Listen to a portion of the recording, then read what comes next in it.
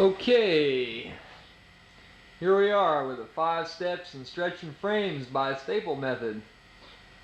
And what I'm going to do here in a minute is stretch a screen, put some silk or nylon or what have you over a 2x2 wooden frame, and I'm going to try and do it by the method illustrated here. This is in the advanced catalog, which is a pretty big Silkscreen supply place in Chicago, and they ought to know. But it says down at the bottom, you probably can't read it, if you have any technical problems, write us for help. Well, that's one of the first things you gotta realize when you're going to do Silkscreen. You're going to have a lot of problems. But don't get discouraged, because any fool can do it. And I'm just going to point out like the various stages in the illustration here, and hopefully demonstrate it just after it. Incidentally, this is kind of a one-man videotape presentation, so it's going to be kind of rough. Alright. As you can see, they've got the, in number 1 here, they've got the screen illustrated, and these kind of horizontal bars illustrate where the staples go in. So what they're saying, in essence, is to staple one of the short sides first across it, then pulling the screen and stapling an adjacent side, and going to an opposite corner, stapling the other long side, and finally stapling the short side. So, if you have any technical problems, write us for help. Okay, now I'm going to turn this thing off and set it up and show you the real thing. Okay. Hi, my name's Al, and this is a wooden frame.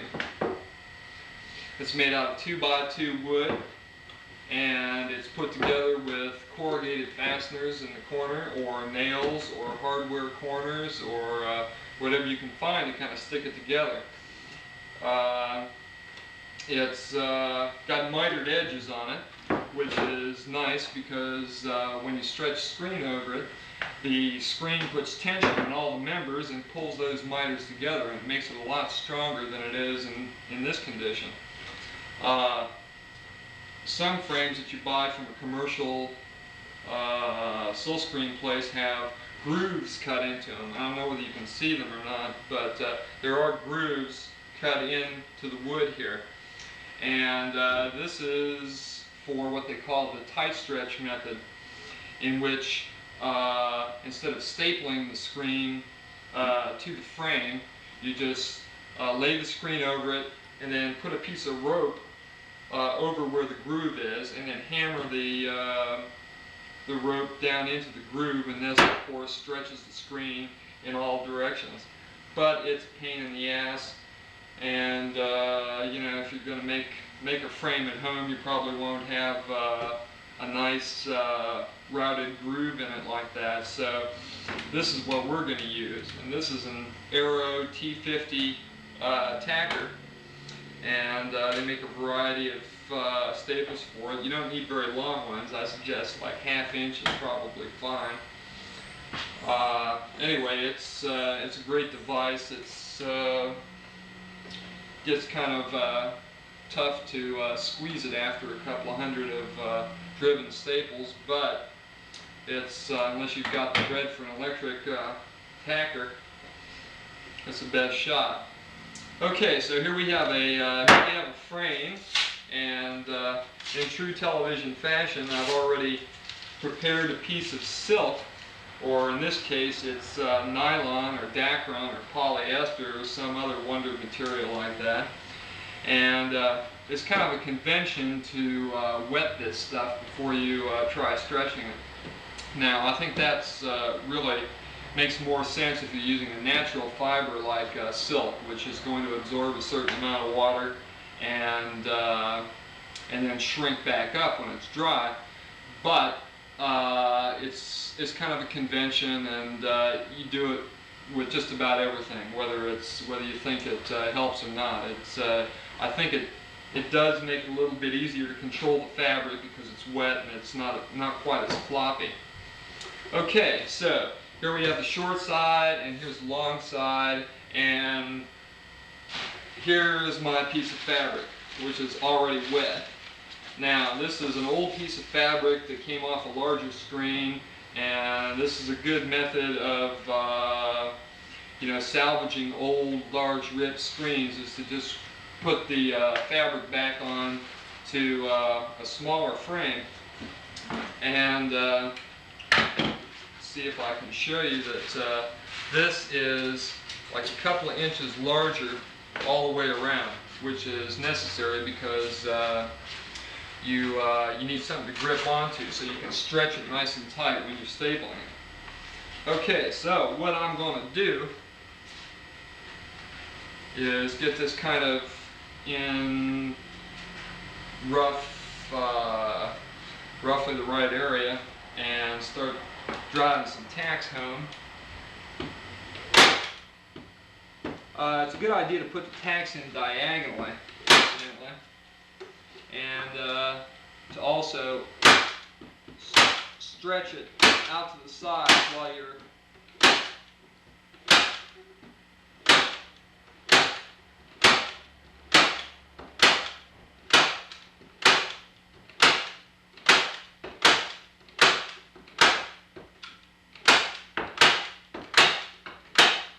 okay, I go for a double row of tacks. I don't know whether it makes much difference or not, but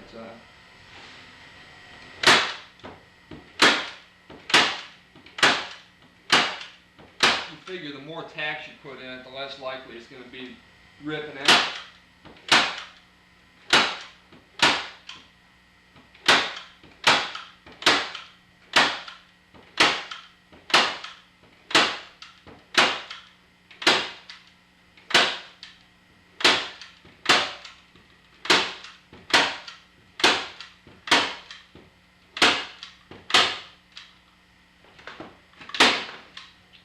Okay, so there's our first edge done. And essentially what you're looking for is the tightest possible stretch on the fabric. But it's also quite easy to rip this stuff if you're not careful with it. So you got to be careful. You got to know how strong the material is, and you got to screw up a few times. And that's the story of Silkscreen in a nutshell. Just about every job I've done over the last 4 or 5 years since I started Silkscreening has had at least one screw up of one type or another, and that's probably the best attribute you can have in Silkscreening is to be be versatile enough so you can fake your way out of any problem you come up with. Okay, so now I'm going to go for the adjacent side and put a little bit of pull on it. And I'll start from that same corner.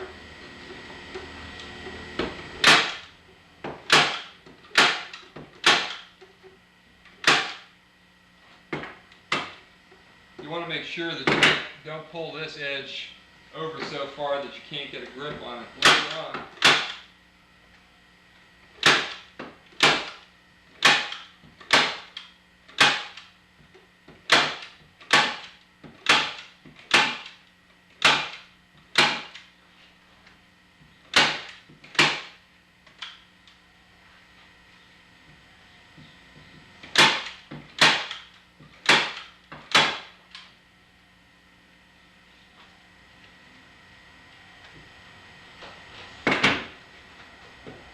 This exciting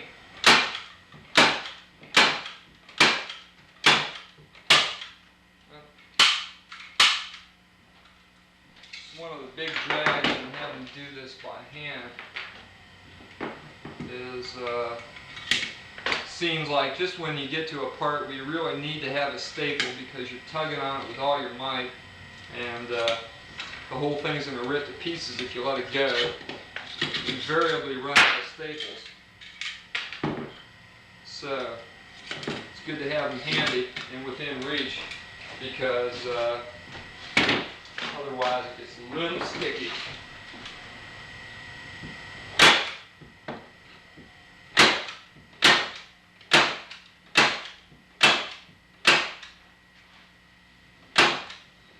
Incidentally, the more firmly you hold the tacker in contact with the frame, the better the tack will go into the frame. So if you're not pushing down real hard, like I haven't been doing along here, you see it. Well, you probably can't see it, but a lot of the staples are kind of sticking up a little bit, and then you got to go over it with a hammer later on and smash those down. So I don't know. Try and hold the tack as in firm contact with the unit as you can.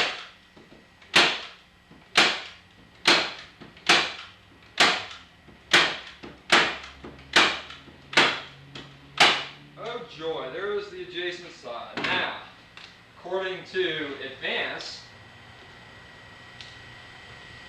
you get this corner next.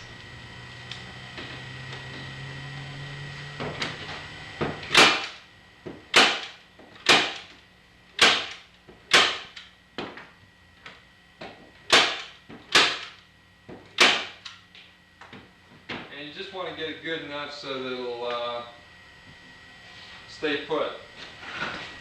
Okay, now I'm going to turn the whole thing around and go for the other long side.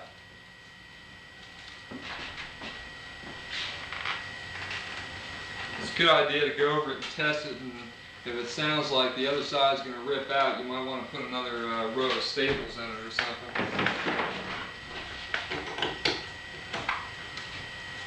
Now you're going to want to put fairly decent pressure along this, and you still got one side left, so that's gonna pull it out more. But you want to apply, I don't know, maybe let's see, what would that be? About maybe 20 pounds of pull on it or so.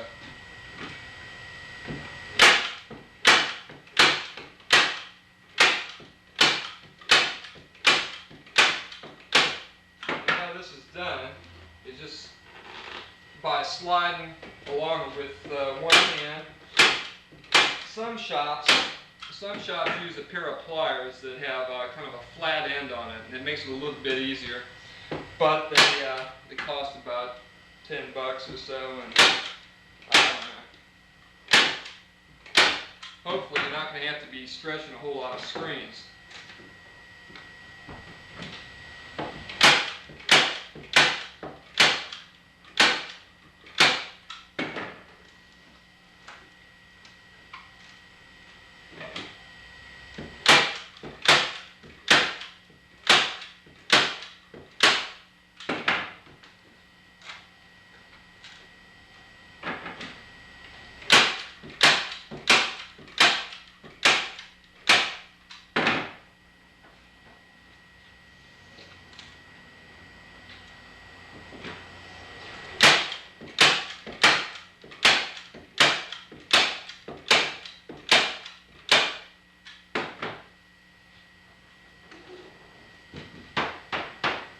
As you can hear and maybe see, it's starting to get a lot tighter all the way around. Ah, shit.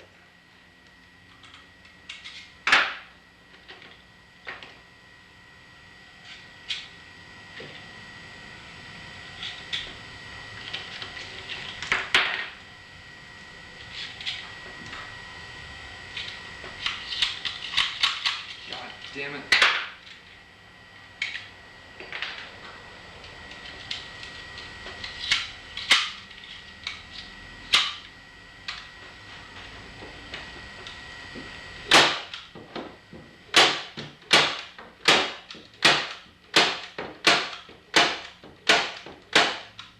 Okay, so there's 3 sides done, And now I would suggest that, they don't say this in the instructions, that on the last side at least you pull from the center, because you're going to be doing most of your printing in the center area. And if you do it around, if you start from one side and move to the other, there's no telling, you might get a little wrinkle in it or something. And anyway, it's probably best to have it tightest in the center. So,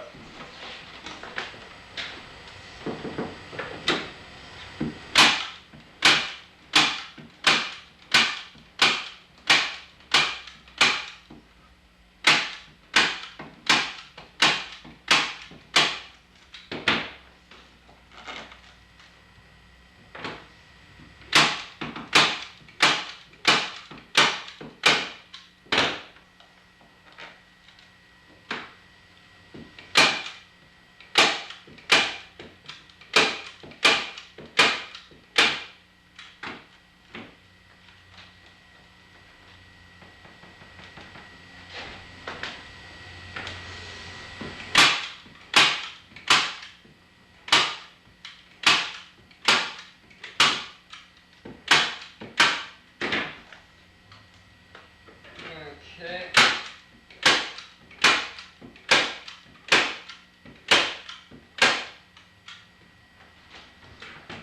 And hey, I'd say that's fairly decent. Okay, now, I mean, you can feel around it and tell where it's tight and where it's loose. Usually the corners are always just a little bit loose. In fact, some people like leave the corners to last and then they put a diagonal force on it and staple the corners. But for general purpose screening, considering that this thing will probably get some abuse, you know, it's okay.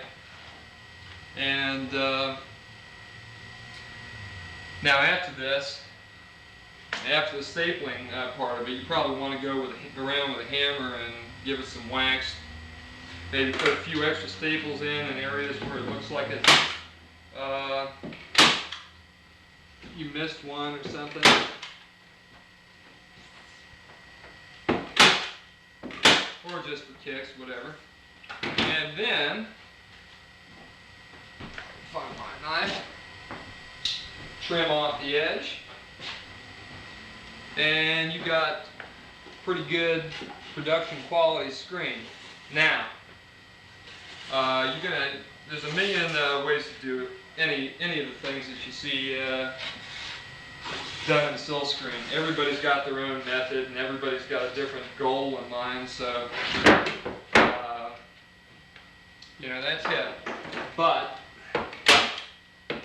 for what we're doing here, which is making screens for, you know, production runs, and we're going to have a certain amount of ripped screens and have a certain amount of abuse, and what we do is just go right from here. We just trim off the excess, hammer down the staples, and there you have it. That's a ready-to-go screen. Now, a lot of places, after they get to this part, they take some varnish or something and slap it around the edges, and that seals the kind of tends to glue the fabric right to the frame, and that's good too, except that you got to do it, number one, and if depending on the method you're using to reclaim your screen, in other words, after you've used it, getting the ink out and getting the stencil out of it,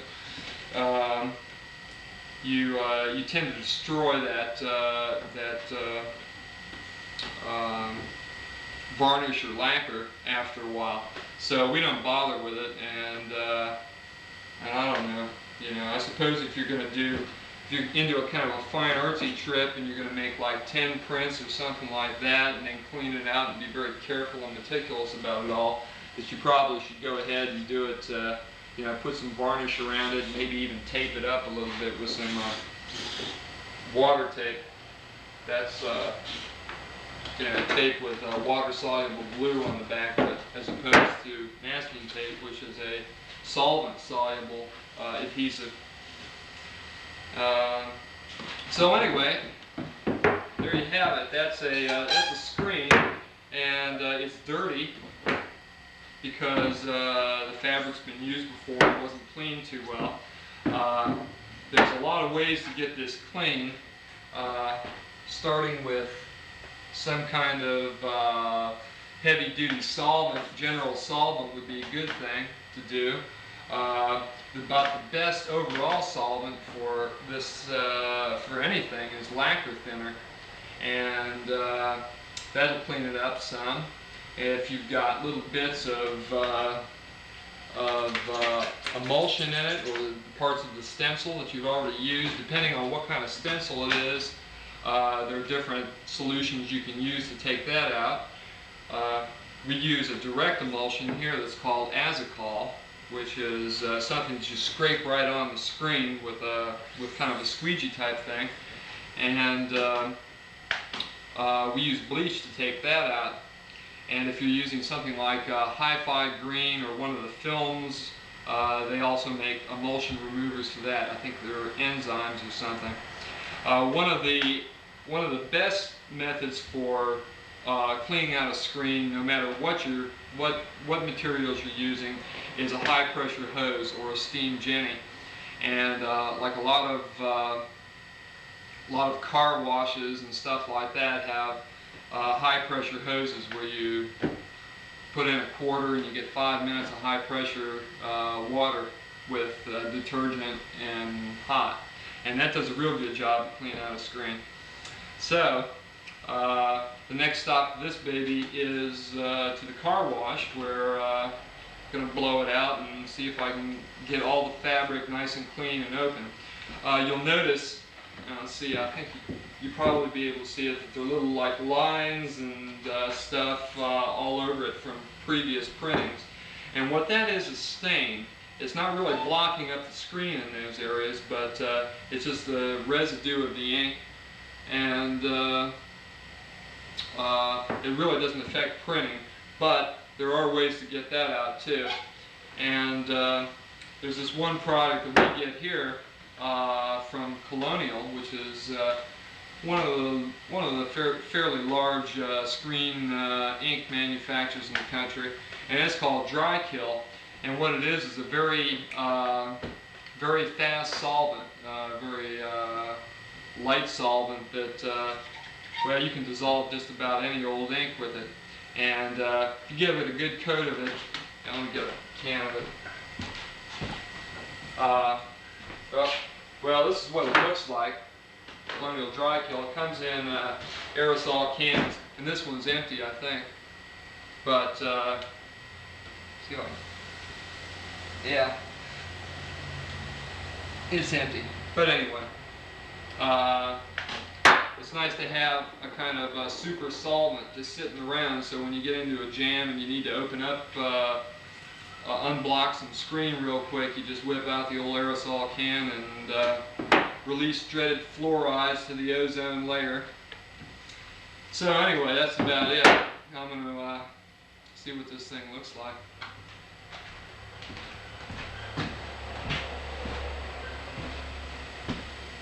There are lots of ways of making a silkscreen stencil. This is the stuff we use. It's called Azicol T, and it's a direct emulsion. It's packaged in a lot of different sizes, and this is the jumbo economy size. And that in front of it is what they call a scoop coater. And what we're going to do here is pour some of this Azicol into the scoop coater and then apply it to the screen in the background. And this is what they call a direct emulsion because it's right in the screen and it's photographically sensitive after it dries.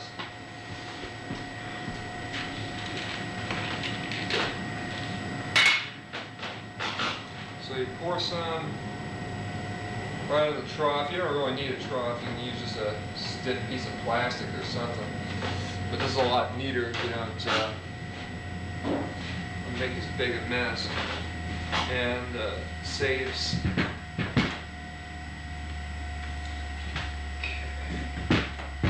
Now what you do is you lean the screen forward and you hold the scoop coater right against it. Lean the scoop coater forward until the emulsion makes contact with the screen. all along the length, and then drag it out.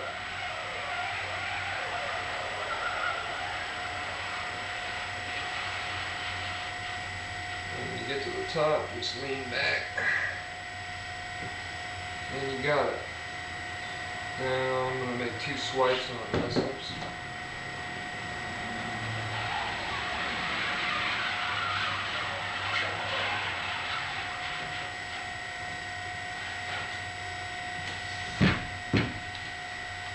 And then I'm going to do the inside too.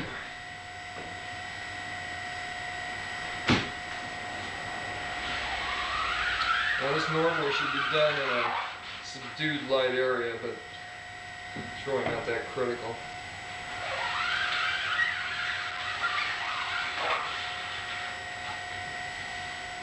Okay. Now I just want to scrape off the excess of this stuff.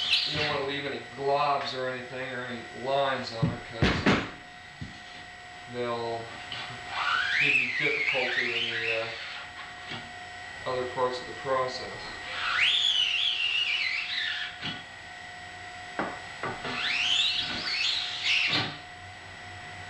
Okay, Albert, we're going. I'll see you shortly.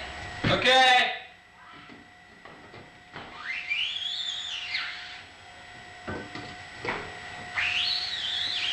Okay, and there you have it. Now you dry this thing in a darkened room until it's dry, maybe an hour and a half or so, and then you can make a screen stencil directly from it just by putting your positive on top of it, piece of foam rubber underneath to support the mesh, and a piece of glass on top. Or another method is coating both the positive and the screen with a thin coat of rubber cement and then contacting them. Anyways, in some way affixing a positive to this so it's in relatively close contact with the screen. Then you expose it to a bright light for a specific period of time. Depending on what light source you're using, that will vary.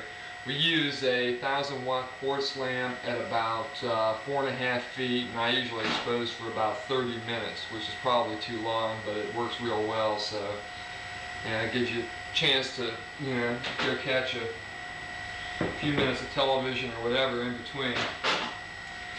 So, anyway, that's about it for that part of the operation. Okay, now this is our hinge setup.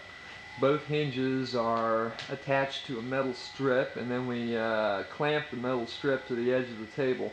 So this is kind of a mobile hinge system that can be moved from place to place on the table depending on what size screen you've got and what size stock you've got, and it's a lot more convenient on the whole than having the screen, the hinges stuck right down to the table.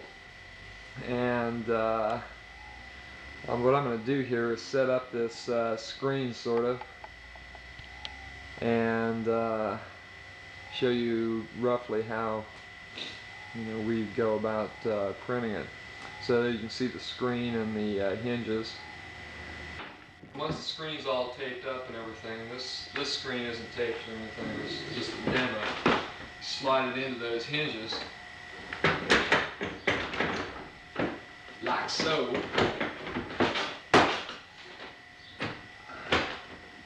And get those down. After you tighten them down, you ought to give them a couple other twists with a pair of pliers or something. Okay, so now the screen is going to wind up in the same relative place every time. Now, if you want to make sure there's no side-to-side movement on it, it's a good idea maybe to put a block, clamp another block to the side of it, and that'll keep it from wobbling around. We have a counterweight system here. Susie told me to make sure I got this on the tape because evidently you guys didn't think about it. What it is I don't know whether you can see it, whether the camera's aimed right or not. There's a pulley up here, and you attach it to whatever spot's handy, and attach just an eye bolt, an eye screw to the other end, and screw that right into the screen. Most of our screens have holes in them already for this purpose. I suggest using a very small eye screw on it because it's a lot easier to get in. So, once you got that screwed in, you can lift the screen up and it'll stay up, or put it down and it'll stay down. I'll try and follow the course of this thing so you can see it better. Okay, you can see the screw in there. It goes up to that pulley there. It goes up to, goes up to another pulley, and then it goes across to, another pulley there, and then it goes down to the counterweight, which in this case is a paint can. So anyway, that gives you a pretty good idea how it works.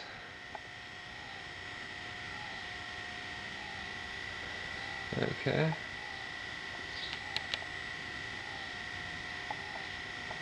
Alright. So this allows like one person to do practically the whole operation. You set up some paper to the right. You got your ink and squeegee in there. And some registration guides. You lift the screen up, cold stop, say, you got your paper here, you feed your piece of paper into the guides, lower it, squeegee it, lift it up, and then hang it on your personal paper drawing system.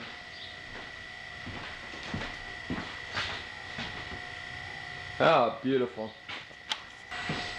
Now this step of the operation is blocking out the screen. After you've got your stencil made, there'll still be parts of it that are uncoated or have pinholes or whatever in it that you want to plug up. Now a lot of people tape it.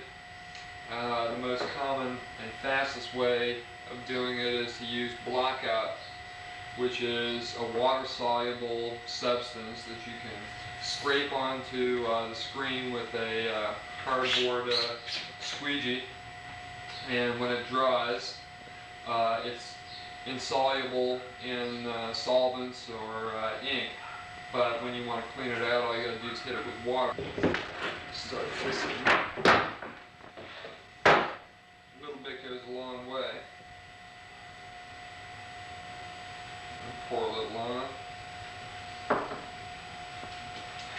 And scrape it.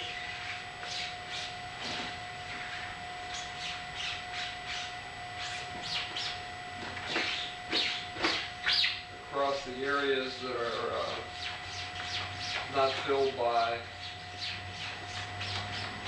your emulsion or stencil, whatever you use.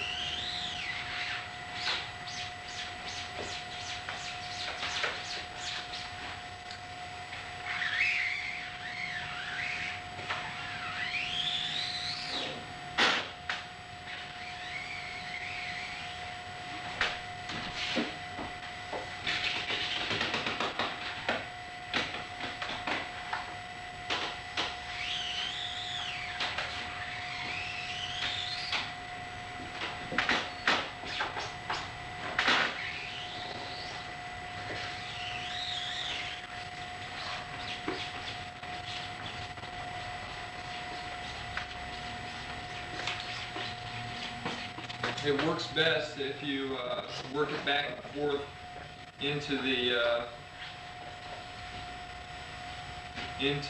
fabric. And this stuff is fast drying. And this seals up the screen pretty good. As a final step, you probably want to put a little bit of tape around the inside of it, and maybe on the outside edge too, like tape around here, and then tape on the inside where the fabric needs to spring. I think I'm going to make a mess.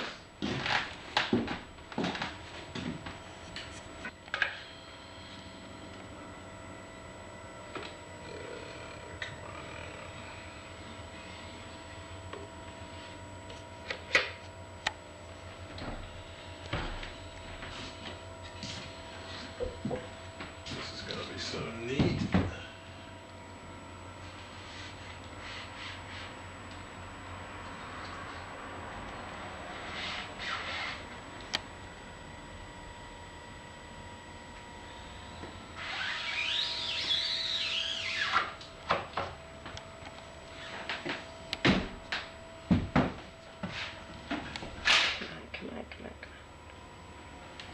Come on.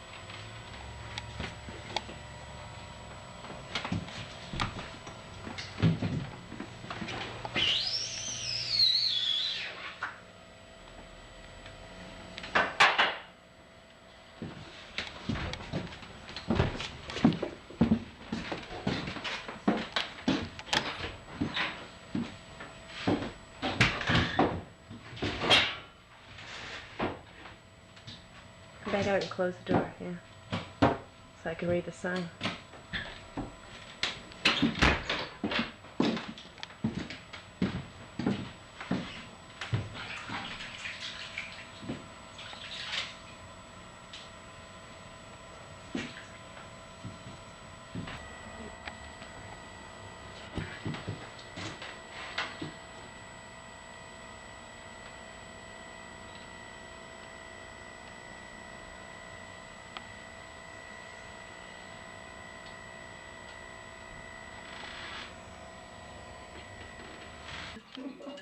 Oh, I can't repeat that. That's a fucking pain in the ass. Sure, good thing I was gonna go home.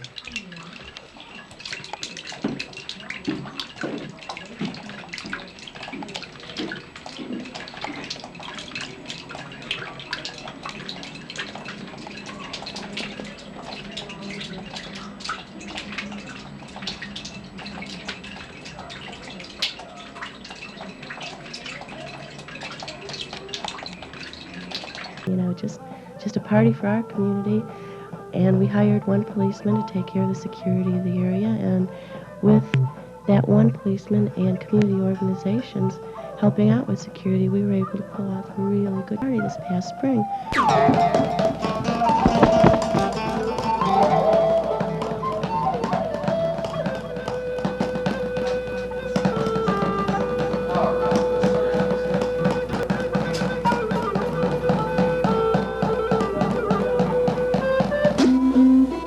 Starts with Al's house, doesn't it? Well, we were making the posters over at Al Dorsa's house where there's a silkscreen place. Yeah, it does, see?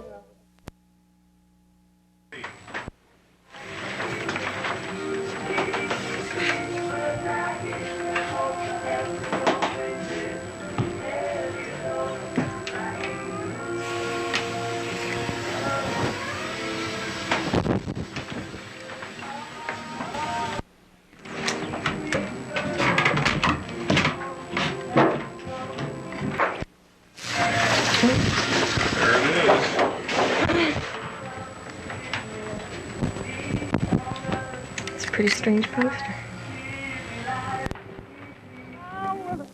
I left for Richmond.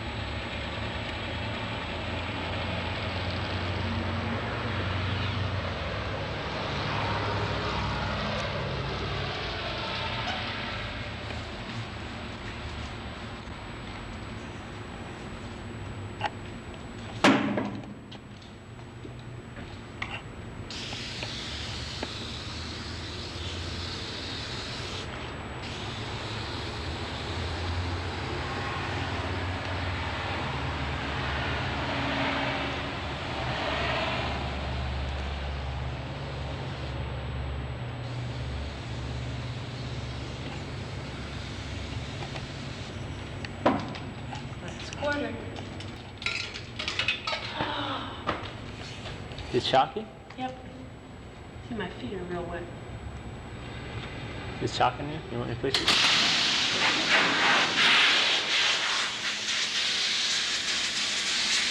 Still should be grounded.